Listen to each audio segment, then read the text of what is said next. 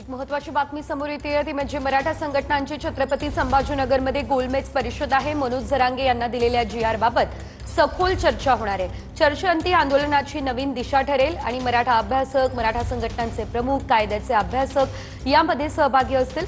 विखे पाटलांच्या घरासमोर उपोषणाचा देखील निर्णय या दरम्यान होण्याची शक्यता आहे। या संदर्भात आमच्या प्रतिनिधींनी आढावा घेतला, बघूया।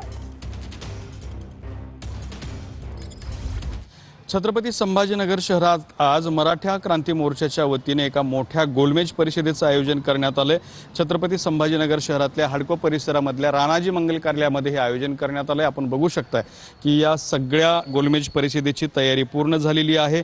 मराठा समाजातले संपूर्ण राज्यभरातले अभ्यासक जे आहेत ते आज या गोलमेज परिषदेला उपस्थिती लावणार आहेत। मराठा आरक्षणासंदर्भात महत्त्वाची भूमिका या गोलमेज परिषदेमधून घेतली जाणार आहे। खरं तर मनोज जरांगे पाटील यांना जो मुंबईमध्ये जीआर दिला होता तो जीआर फसवा आहे। त्याने समाजाचं असं परिपूर्ण समाजाला आरक्षण मिळणार नाही अशी भूमिका सध्या मराठा समाजातील अनेक अभ्यासक व्यक्त करतायत। त्याच अनुषंगाने भूमिका अधिक विशद करण्यासाठी आणि त्याचबरोबर मराठा आरक्षणासंदर्भातली नवी दिशा स्पष्ट करण्यासाठी आजची ही गोलमेज परिषद आयोजित करण्यात आलेली आहे।